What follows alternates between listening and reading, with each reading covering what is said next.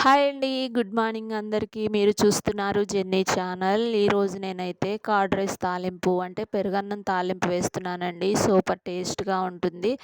చూడండి, ముందుగా అయితే నేను రైస్ కుక్ చేసుకుని అదైతే ఆరబెట్టుకున్నానండి. అలాగే కొంచెం పెరుగు, అలాగే కొంచెం ఉప్పు తీసుకున్నాను.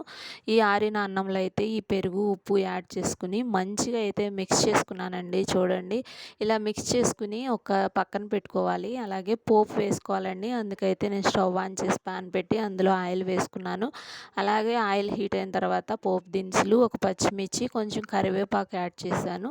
ఇవైతే మంచిగా ఫ్రై అయిన తర్వాత అయితే ఈ మిశ్రమాన్ని నేను కలిపిన పెరుగన్నంలో యాడ్ చేసుకున్నాను. చూడండి, టేస్ట్ అయితే సూపర్ ఉంటుందండి. ఇది ఈరోజు మా పిల్లల లంచ్ బాక్స్లో పెట్టానండి.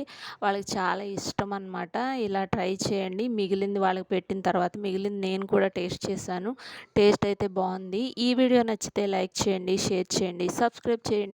హాయ్ అండి. గుడ్ మార్నింగ్ అందరికీ. మీరు చూస్తున్నారు జెన్నీ ఛానల్. ఈరోజు నేనైతే కర్డ్ రైస్ తాలింపు అంటే పెరుగన్నం తాలింపు వేస్తున్నానండి. సూపర్ టేస్ట్‌గా ఉంటుంది. చూడండి, ముందుగా అయితే నేను రైస్ కుక్ చేసుకుని అదైతే ఆరబెట్టుకున్నానండి. అలాగే కొంచెం పెరుగు, అలాగే కొంచెం ఉప్పు తీసుకున్నాను. ఈ ఆరిన అన్నంలో అయితే ఈ పెరుగు, ఉప్పు యాడ్ చేసుకుని మంచిగా అయితే మిక్స్ చేసుకున్నానండి. చూడండి, ఇలా మిక్స్ చేసుకుని ఒక పక్కన పెట్టుకోవాలి. అలాగే పోపు వేసుకోవాలండి. అందుకైతే నేను స్టవ్ ఆన్ చేసి పాన్ పెట్టి అందులో ఆయిల్ వేసుకున్నాను.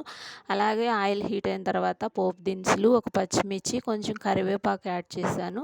ఇవైతే మంచిగా ఫ్రై అయిన తర్వాత అయితే ఈ మిశ్రమాన్ని నేను కలిపిన పెరుగన్నంలో యాడ్ చేసుకున్నాను. చూడండి, టేస్ట్ అయితే సూపర్ ఉంటుందండి. ఇది ఈరోజు మా పిల్లల లంచ్ బాక్స్లో పెట్టానండి.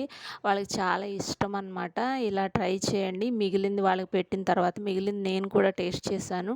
టేస్ట్ అయితే బాగుంది. ఈ వీడియో నచ్చితే లైక్ చేయండి, షేర్ చేయండి, సబ్స్క్రైబ్ చేయండి.